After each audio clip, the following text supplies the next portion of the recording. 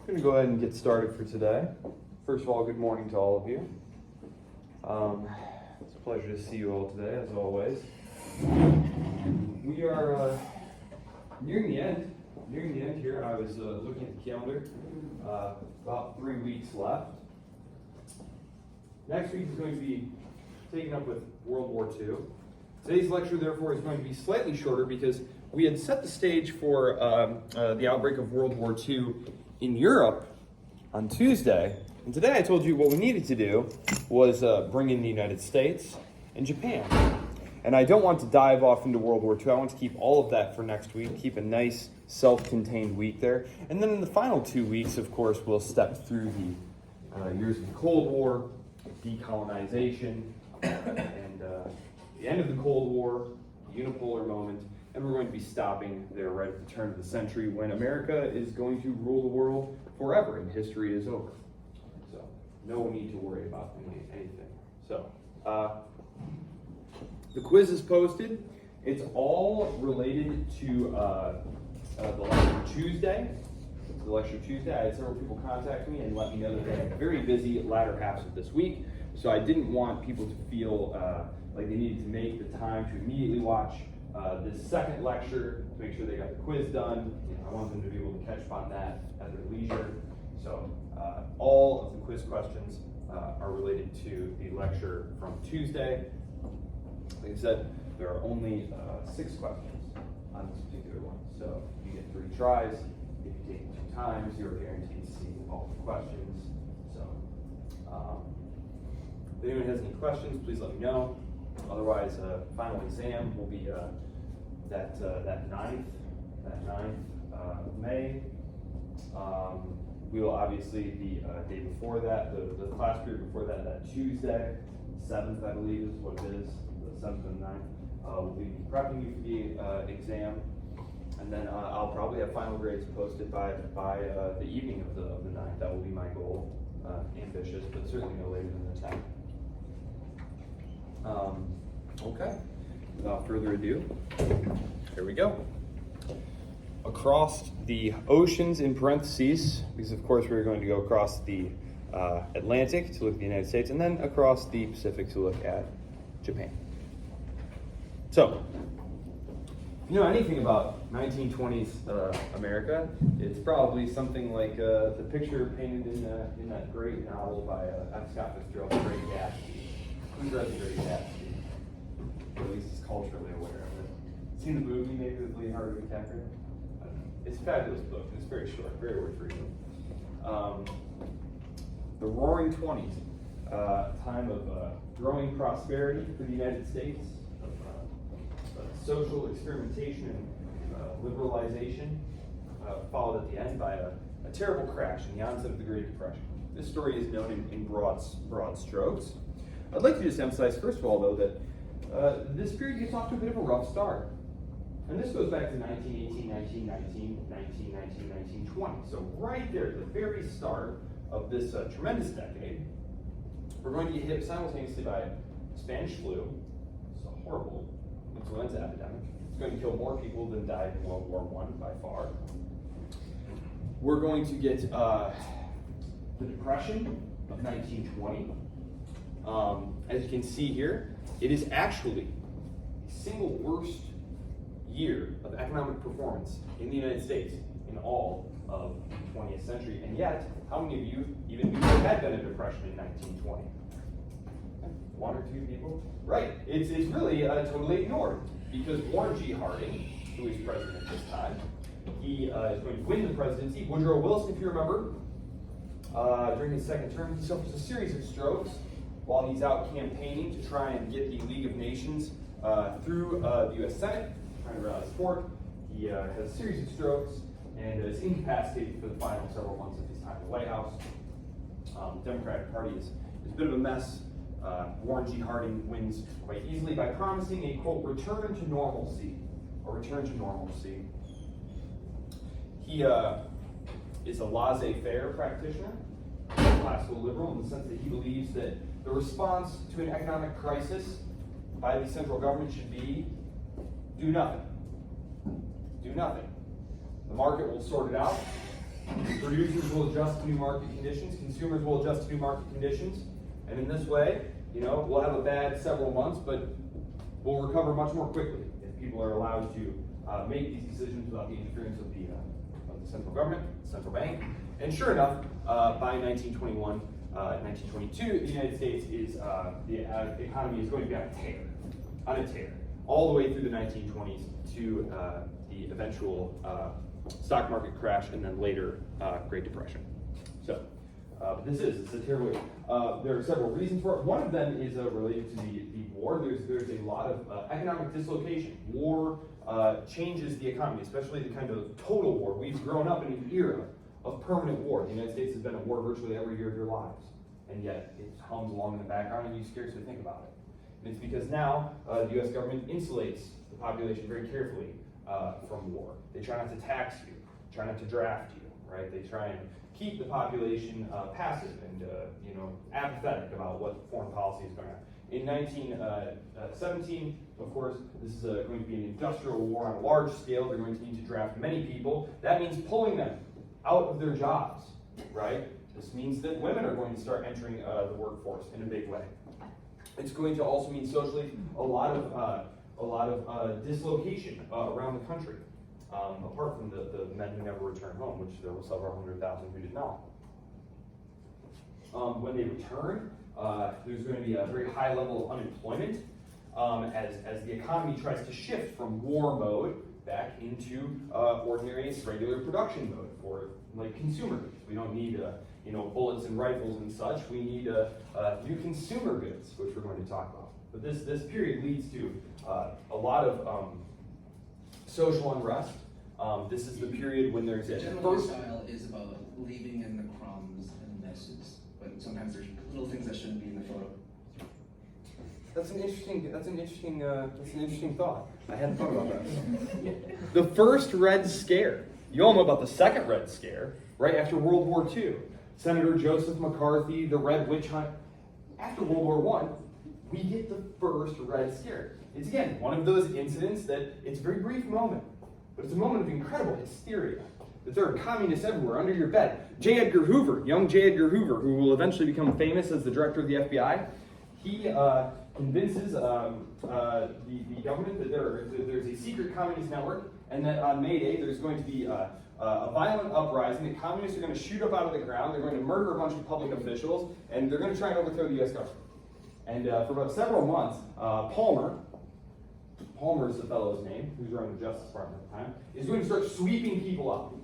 Anybody and everybody who they think might be a quote unreliable element, deporting tons of people, locking them up. It's a very tragic, one of many low points in the 20th century of American civil liberties. Nothing happens, of course, and the whole thing is kind of written off as sort of one of those odd moments of public hysteria.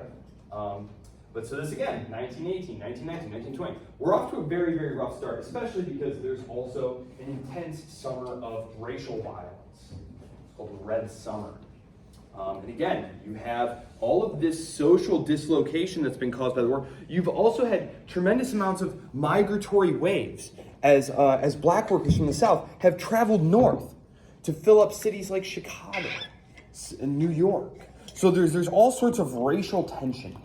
And so this all, and of course there's a newspaper clipping from, you know how I love newspapers.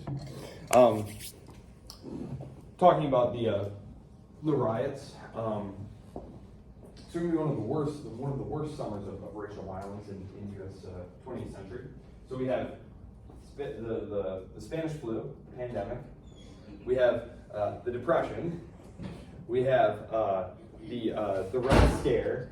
We have the race riots. So it's not looking like we're about to hit boom times. But in fact, that is what's going to happen. In fact, Americans are going to find themselves wealthier and more entertained and more occupied than they've ever been. And let me see, do I have the consumer? I think I have the consumer goods on the next page. Yes, changes in society, consumer society. There have been huge changes in American life. Now, just very quickly, because this is a survey level course, and it's the world since 1500. and being, you know, Americans and the most powerful empire that's ever existed. Now, looking back, it seems like all of world history kind of centers around the United States, right? This is to read history backwards. The United States was a very peripheral player until the very early decades of the 20th century. Just very quickly, following the 13 colonies and their series of wars with the British, they gradually overspread the continent of North America, right? And they fight some wars with Mexico and lots of wars with the Native Americans. And after they've taken some land from the Mexicans and the Indians and spread all the way to the Pacific, they of course spread out over the water, right? The War of 1898 against Spain. They take Puerto Rico, they take the Philippines, they take Guam, they start spreading out, right? America is becoming a major role player at this point. It's becoming industrialized. Cities are sprouting up, people are leaving the farms, farms are becoming mechanized, cities are growing up, skyscrapers, factories.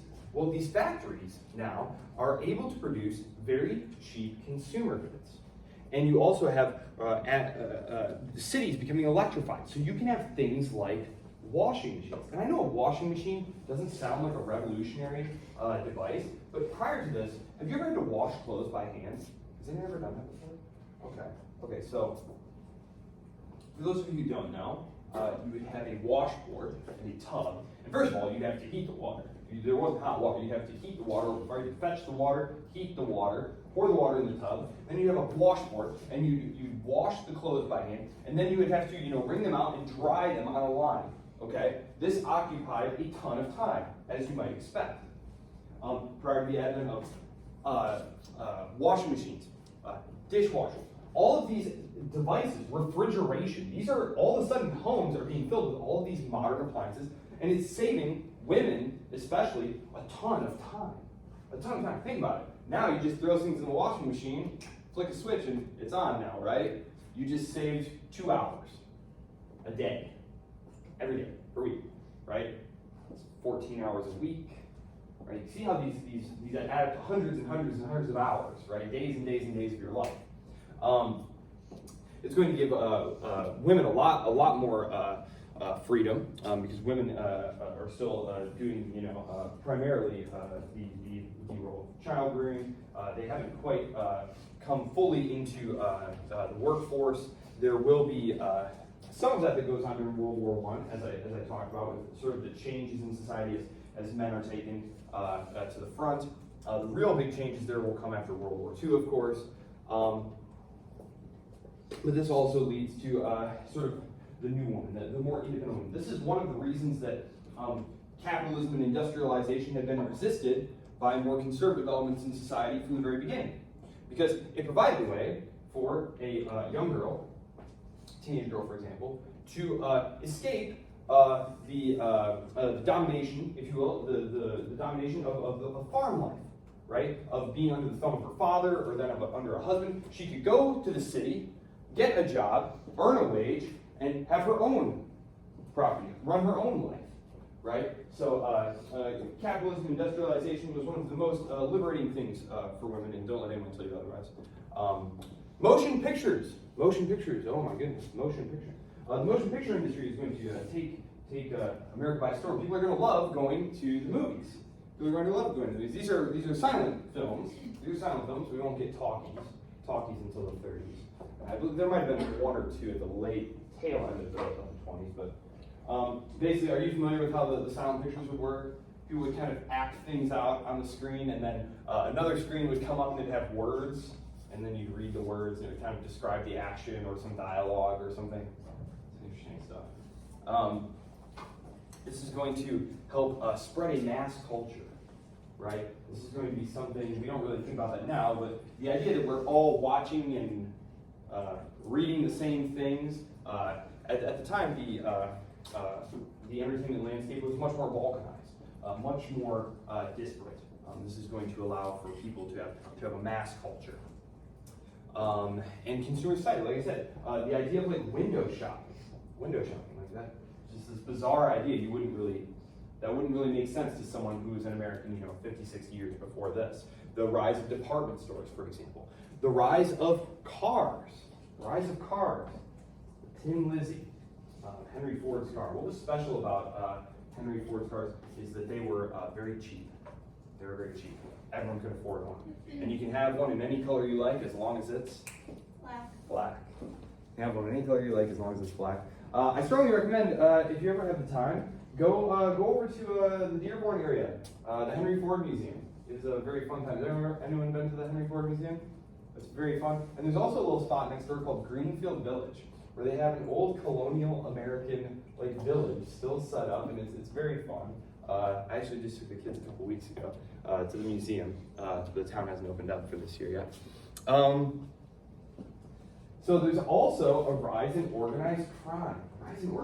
What could possibly provoke a rise in organized crime? Prohibition. After 50 years, about 50 years, I believe the early temperance movements date all the way back, gosh, might even have been to the 1850s. You had these temperance leagues who were desperately trying to ban alcohol. And very often these had not so subtle xenophobic undertones to it that, the Irish, we gotta cut them off. I mean, they're just always drunk and, we gotta get the liquor away from them. The Catholics, right, with their wine. So, of course, America's a good Protestant North European country. So there was a lot of that going on. Finally, they're able to get this law passed, banning alcohol. Now, Americans, then as now, love drinking. They drink a ton. And so, of course, once the government makes drinking illegal, all the Americans just quit drinking, right? That's why you make laws, is people follow. No, of course not, right? Instead, what happens is the price of alcohol that you can get on the black market goes through the roof. And who operates on the black market? Good, respectable people? No, criminals, right? This is going to give rise to the early American organized crime gangs. Al Capone. Fortunes are going to be made and lost, mostly made, some lost. The FBI does come after some of them and get them eventually. As you can see, speakeasies. This is where you could go and buy your illegal liquor. It's often an open secret. If you're the runner of one of these establishments, the law of prohibition was not very popular. Very quickly, it became unpopular with a variety of people. And so oftentimes the police and whatnot would look the other way. The proprietor of one of these private bars would simply, pay the local policeman, and the local policeman didn't want to enforce the law anyway. Prohibition is one of the great failures in American legal history. It'll be repealed, I think 12 years later. I think it's 12 years later. It really makes one wonder what the war on drugs is all about. Because, of course, that ended people doing drugs, as you know. Trouble is on the horizon.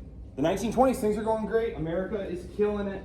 Even in Europe, we saw that even though Europe, which had been war-torn, lots of people had been killed, even Europe's economy is being rebuilt. Lots of money is coming in from the United States. Everyone is getting back on their feet. That war was horrible, but it looks like we're going to, ride off into a new and more glorious future than we ever imagined. It turns out that industrial civilization and society is going to produce wonders that are going to more than make up for this terrible war. Except that in the United States, something is going to happen that's going to cut off the flow of money to Europe, which we already saw, and that is the stock market crash.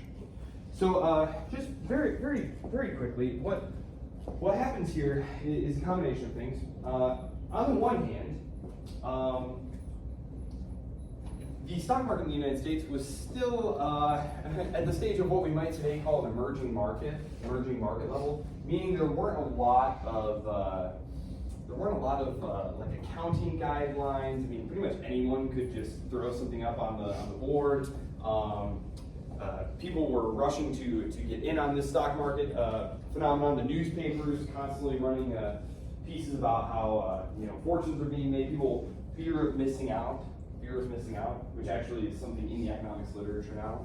Fear of missing out. People will just pile into something because they see the price going up, and they're worried that the price will go up even more. And so they better get in now. And them getting in now causes the price to go up even more, causing more people to get into it, right? Until you get things, PE, price to earnings ratio, something you'll see in the paper. Price to earnings ratio means how much you're paying versus how much they're earning. And so, a reasonable price to earnings ratio would be something like, 8, maybe 8. We're talking PE ratios getting stretched out into, the hundreds, right? Where you're paying hundreds of times what they're earning in earnings. People are buying it on credit, buying on margin.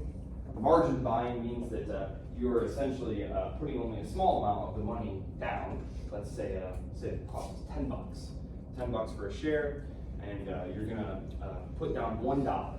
You put down $1. You owe $9 on that share. But through the 1920s, especially from 1924 to 1928, the price is going up so rapidly that you're making far more. You're making maybe $30 on that share. Well, okay, so you pay the $9 back, you just pocketed 21 bucks. You'd be an idiot not to do that, right? You didn't. All you put in was all you put down was $1, right? Well, who's lending this money? Well, overnight lenders. Banks are always looking to put their spare money to use, and so they're willing for an overnight rate to lend some money to some broker dealers, and they'll in turn lend you the money, right? So your broker's lending it to you. Well, what happens all of a sudden if the stock price stops going up? People start cashing out, momentum dies away, the excitement starts to fade. People start to think, gosh, these valuations do look a little bit stretched, don't they? And people start pulling a little bit of money out, right? And as the stock price falls, people get hit with what's called a margin call. This means that the value of the collateral that you put down has dipped below a certain level. And then now you need to put more money down. Well, what if you don't have those other $9? Go back to our $10 example. Well, you sell your share, right? So that you can get that money back out to give to your broker. Well, this starts happening in mass, and it creates just kind of an avalanche. And the market is going to crash in October. There's going to be a slight recovery, but by this point, lenders are becoming affected. We get what's called a credit crunch. A credit crunch is where banks basically stop lending. Banks are kind of like the arteries of the capitalist system, right? Farmers would often borrow money against next year's harvest. Producers are borrowing money to invest in capital equipment. As a consumer, there's like a consumer loan market. People are borrowing money to finance the purchase of that new car or that new refrigerator. This is all just going to come to a grinding halt.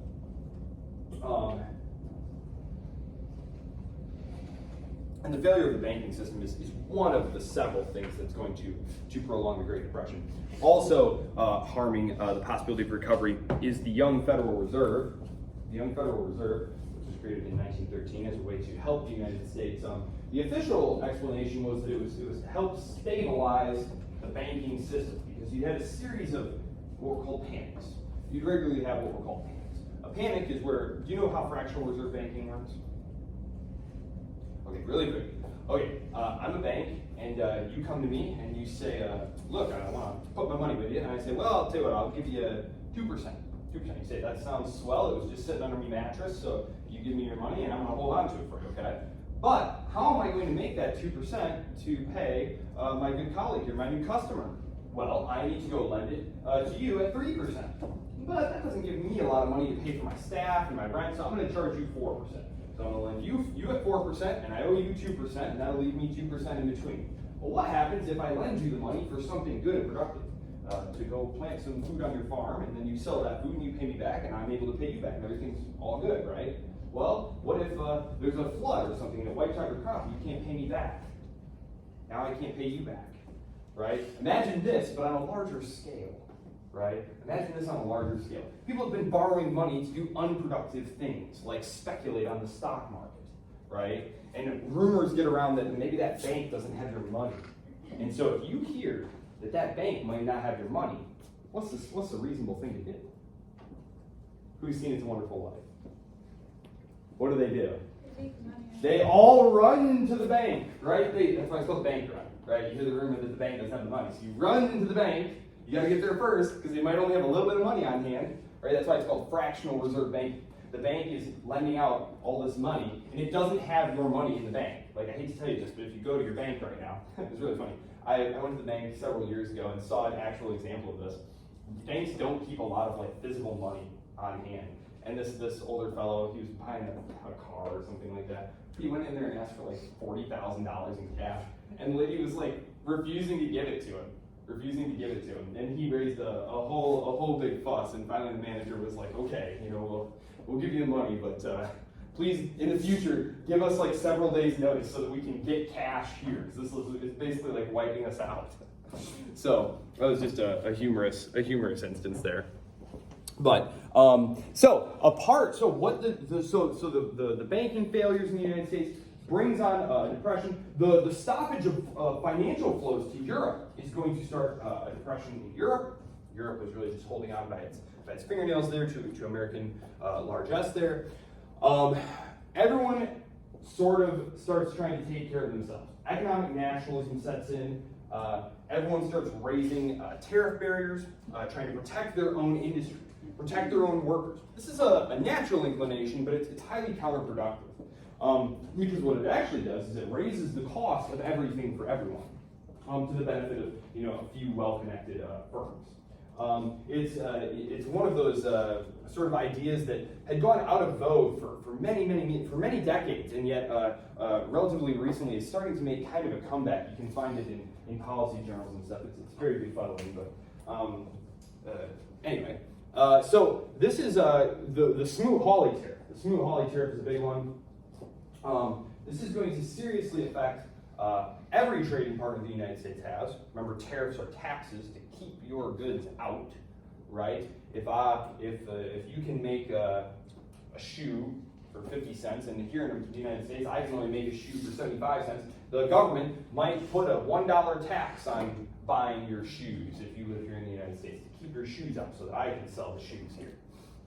This is what's going on. Japan is going to be the most hard hit by this. Japan is going to be the most hard hit by this. Japan is very reliant on the American market. Its access is being cut off to this.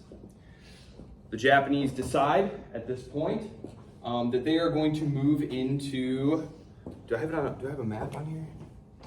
Yes. Okay. I am going to go back to that slide, but I just want to show you the area that I'm talking about here. So you'll recall, or perhaps not, but this will remind you. You'll recall that Japan in 1850s had been visited by Commodore Matthew Perry, and he had said, "Greetings, salutations from America. If you don't open up to trade, I'm going to, destroy you." And they said, "Well, let's mull that over. Okay, sounds good. We'll do it." There's a period of reform that happens. The Japanese decide that they are going to embrace industrial society in a big way. That this is the path to avoiding being colonized and dominated in the same way that all of their colleagues have been by these white imperial powers. Japan is going to be a master learner at this, and let's see, 40 years later, they are going to crush the much larger Chinese Qing Empire in a war. They're going to take Formosa, Taiwan, and they're going to bring Korea into their sphere of influence. Korea had been a tributary kingdom of the Chinese state for a long time. Then, of course, they're going to be forced to disgorge some of these under threat of intervention by the Western imperial powers, specifically Russia. Russia has its eye. Imperial Russia has its eye on this. And so the Japanese, over the next decade, prepare quietly for the impending conflict with Russia. And when that happens in 1904, 1905, they crush the Russians as well. And so China, by this point, by this period in our story, remember in World War I, then they're on the winning side, and they're taking little bits of territory here in China from the Germans. They're moving out into the Pacific here, which is off screen here, but they're taking German possessions in the Pacific. There's actually going to be, so I'm going to move back here. This is the area they're going to invade in 1931 in response to the Great Depression, to what's going on in the world. I'm going to jump back real quick. I'm going to come back to this, obviously, but really quickly, I just want to make a point. The Japanese and the Americans had a very fractious relationship. And this goes all the way back to the time of Teddy Roosevelt's presidency. The idea of the quote-unquote yellow peril. The yellow peril. There were lots of anti-Asian, and specifically anti-Chinese and anti-Japanese legislation passed in the United States. Legislation that specifically singled out these ethnic groups, and in the 1920s they're going to pass a series of laws strictly targeting the Japanese. And this is going to, as you might expect, cause friction in the relationship, right? This is going to cause friction in the relationship. This right here is one of the posters from back in the day. It didn't copy very well, but that is one of them. The Exclusion Act. Going to 19 years of tension. Mexico, Japan. Okay, so during World War I know this is going to sound rather bizarre, but just think back to the Zimmermann telegram. That note that the German government had very unwisely sent via cable to its attaché here in America, and it was to get the Mexican government, in the event the United States entered World War I, to get them to jump into the war on the side of the Germans, and to reach out to the Japanese and get them into the war as well. There was all sorts of panic in the United States, starting in about 1906, 1907, right in the aftermath of the Russo-Japanese War, which of course Teddy Roosevelt in the White House helps end, right? He's one of the people he's the primary person who brokers that peace. He is afraid now that Japan is starting to spread out into the Pacific Ocean, that they're going to target the Panama Canal. Teddy Roosevelt's pet project, the Great Panama Canal. And there are rumors circulating, and I'm not joking about it, there are rumors circulating that there are lots of military-aged Japanese men in Mexico, and they've seen them, and there are reports that they're actually there as part of a secret army and plot to take over the Panama Canal, and they're stirring up trouble in Mexico to try and get the Mexican government to attack the United States. It's all quite crazy stuff. There's a great book, if you're interested, Barbara Tuchman, who wrote Guns of August. She's Henry Morgenthal's niece, actually, FDR's Treasury Secretary. She's a great historian. Anyway, she wrote a whole short book on it called the Zimmermann Telegram, and she has several chapters that she devotes to talking about what's going on in Mexico, specifically with regard to Japan, and she gives all sorts of great stuff, so check that out if you're interested. But of course, there had been clashes over Hawaii. That's why the United States takes over Hawaii, right? There were corporate interests there. It might sound weird, but like pineapple. Pineapple was like a big commercial product, and there were U.S. agribusiness interests there, and so they facilitated a coup in the 1890s, and then get the U.S. government to recognize them, and eventually they become a state down the road, but they become a U.S. possession, and eventually they set up a nice naval base there called Pearl Harbor, which will, of course, play some small part in lectures to come next week regarding the outbreak of World War II and the U.S. being brought into World War II. But the fear had been that if we don't do this, the Japanese will move in. The Japanese will move in and take Hawaii. Grover Cleveland doesn't quite go for that, but later on McKinley and Roosevelt do.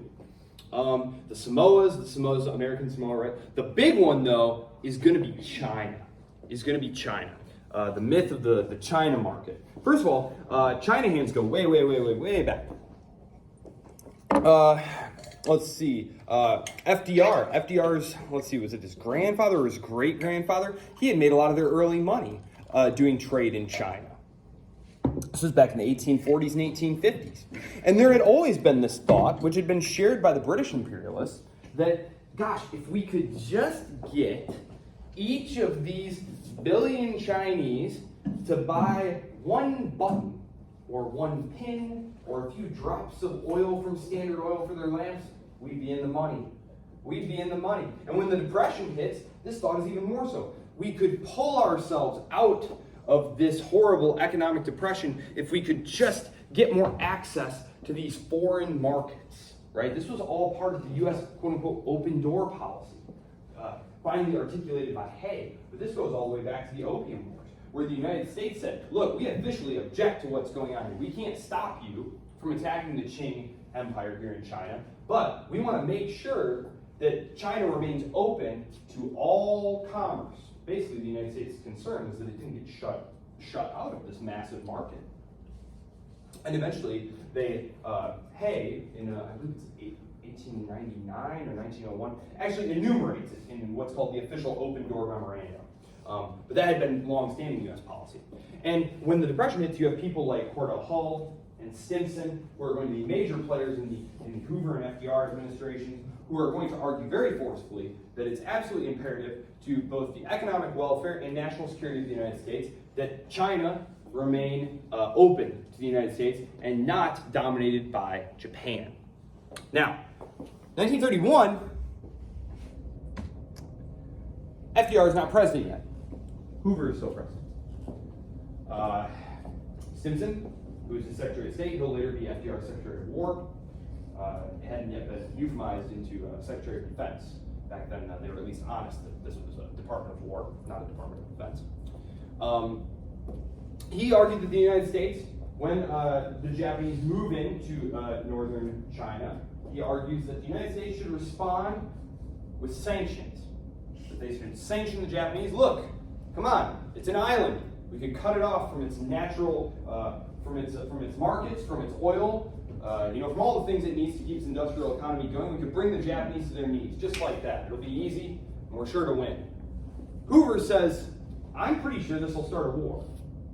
And I don't see that, vital U.S. national interests are at stake. I would prefer instead that we simply register our displeasure, right? Kind of like when the British and the French were going into China, fighting wars against them. The official American response was, we politely object, right? This is what Hoover is going to do. When FDR gets in the White House, though, he's going to take a much more aggressive stance. He's going to take a much more aggressive stance. I don't want to lead too much into this because I don't want to get into Pearl Harbor because that is where that's going to. Yes. Okay. So there's going to be it's going to be a slow creep. A slow creep. It's going to start with things like cutting off its access to scrap iron, which I know scrap iron. But again, you have to think Japan is this tiny little island that doesn't have a lot of natural resources. So if you're cutting it off from access to iron and stuff like that, even like leftover pig iron and scrap iron in the United States that it's importing to make its war material, this is a very dangerous thing to have happen to the Japanese. Because the Japanese during this time are going to have to fight multiple wars. And actually, contrary to sort of the popular mythology of like the Japanese as these insane, aggressive people, they take this area here because they're afraid this is a very mineral-rich area, rich in things like iron, ore, and things of that nature. So they're trying to secure for themselves here access to the resources they need to keep their industrial economy going. And they say to the British and the Americans in a series of notes in the 1930s, they say, listen, look, we're not trying to start trouble here, but we came to the party very, very late, right? We came to the party very late. By the time we became an industrial power capable of projecting force over the world, most of the world had been gobbled up. The British already have their empire. The French already have their empire. You in the United States, you dominate the entire Western Hemisphere. You have this thing called the Monroe Doctrine. This says no one's allowed to come mess around in North America or South America. We Japanese are just trying to carve out a place for ourselves so that we can survive in the great struggle between the races and the states and the empires. The United States, however, is not terribly interested in this, especially because as World War II begins to break out in the late 1930s, the Japanese eye French Indochina. The French look very, very weak down there in Indochina. That's modern-day Vietnam. So they start edging in down here. And in the United States, what this looks like, you can see because Indochina is down here, and the Japanese numbers up here. You can see what's, and they already have Formosa there. Oh my gosh, we're going to get cut off from the China market completely, right? This can't be allowed to happen. The United States decides that they're going to cut off access to oil by the Japanese. The Japanese fleet, of course, is desperate for oil. By this point, all ships are being run on oil. The days of coal are over, obviously. Days of sail are long gone. And this is going to, oh yes, and those wars. Yes, the Japanese are in the middle of two wars right now. So you have to imagine, all this economic warfare by the United States on Japan is preventing them from fighting the wars that the Soviet Union is going to attack them here, right? Because this is Russia up here, right? But now it's the Soviet Union, right? But just as the Imperial Russian government had not wanted the Japanese over here, the Soviet government doesn't want them over here either. And then in China, Chiang Kai-shek, who we talked about, who becomes the leader of Republican China, he's the very successful warlord who rises to the top there. He is going to attack the Japanese as well, and this is going to start the Second Sino-Japanese War, and this is going to carry on all the way up through the end of World War II. The majority of Japanese forces will be on the Asian mainland. The United States military, when it starts its island hopping campaign all the way over there until it finally nuclear bombs Japan, they're encountering only a small fraction of the Japanese forces. That's not to say that the fighting was not horrible and very intense, but it is to say that these were relatively small numbers. I mean, we're talking about, on the Japanese mainland, Japanese war here, we're talking about millions of people. Whereas when we see the island hopping campaigns, we're talking about like a few thousand people at a time, right? Like these were very high fatalities. The Japanese were well known to fight literally to the end. There are really odd stories of, which like this is getting ahead of the story, but obviously, spoiler alert, the Japanese lose World War II, right? They surrender. But there are all these like thousands of little islands, right? That the Japanese have like dropped a patrol off to, right? Well, some of these guys like never get the memo, right?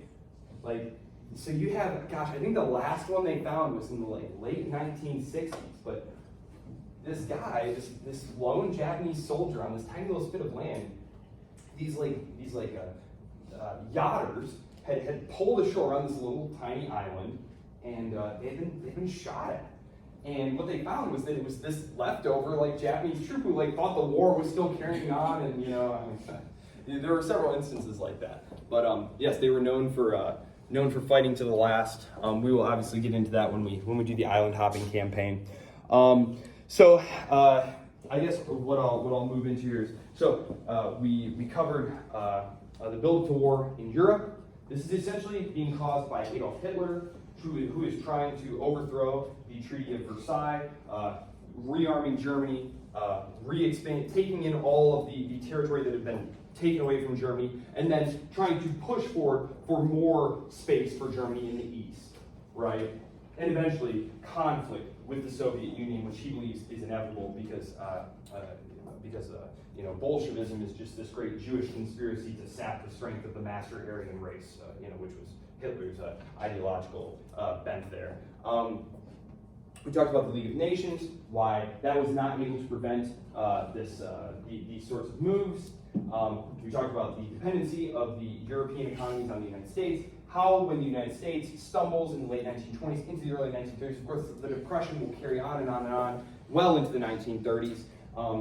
This is going to lead to a lot of economic nationalism, protectionism. This is going to cause the Japanese to turn and start trying to create their own land-based empire here. This is going to alienate the United States even more, which of course, as I said, there had been, for about 20-25 years, that, people were predicting war with Japan in like the 1907, 1908. You can find like actual, like New York Times archive articles, like editorials saying that like, the future enemy is Japan, we need to fight them now. So like the idea that, and then of course the Mexico scare, the idea of fighting over Panama, that Mexico was viewed as kind of the soft underbelly of the United States. Again, it's hard not to read history backwards here, but the United States had just acquired that territory from Mexico like 50 years before. It wasn't very heavily populated by Americans at this point. There wasn't a lot of transportation. There was no highway system, so it wasn't clear how you could get U.S. troops to the border. There wasn't really a large American army at the time. The United States and Japan headed for conflict, largely over Japanese moves in China. As war breaks out in Europe, in 1940, so the war's been going on for about 18 months at this point. In 1940, the Japanese will sign the tripartite agreement, the tripartite pact, with Nazi Germany and with the Italian fascist government of Benito Mussolini, which says that if one of us is attacked specifically by the United States, because all of these countries fear the United States getting into this war, then the other countries will come to their aid. And as I said, the big mystery to me and several historians is why Hitler wound up honoring this pact. He had broken tons of agreements, and it seems suicidal that while locked in a struggle with the Soviet Union, which is getting a little ahead of ourselves, that he would go ahead and declare war on the United States at the same time. But that's for next week, I suppose.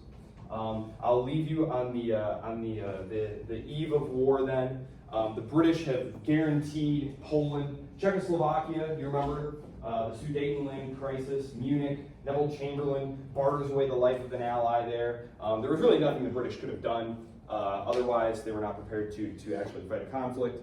They're going to guarantee Poland. They're going to say Poland is our red line. Hitler had made the deal with Stalin just before that. Stalin, of course, you remember, had been trying very hard to get the British and the French and the Poles and all of them to help box Hitler in, but they all, well, in Eastern Europe, you'll recall, they were all scared of the Soviet Union, the old Russian bear, the Russian menace. And in the West, France, Great Britain, first of all, they didn't want to deal with the communists. Second of all, their great hope was that Hitler would go and attack the Soviet Union and that they would therefore kill one another to death in that way, and thereby save themselves. And so in the case of the United States, we are on the eve of war here in the United States.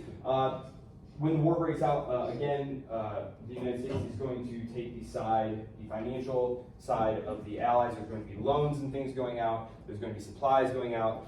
The Destroyers for Bases deal, cash and carry, lend-lease, all these programs that are going to draw the United States closer and closer into the war. And then, of course, the Japanese attack on Pearl Harbor. So that's next week. Both lectures will be World War II next week. Do you have any questions? Any questions? Okay. Then I will see you all on Tuesday. Have a marvelous weekend. If you have any questions about the quiz, please feel free to email me. It closes on Saturday night at midnight. Thank you all so much.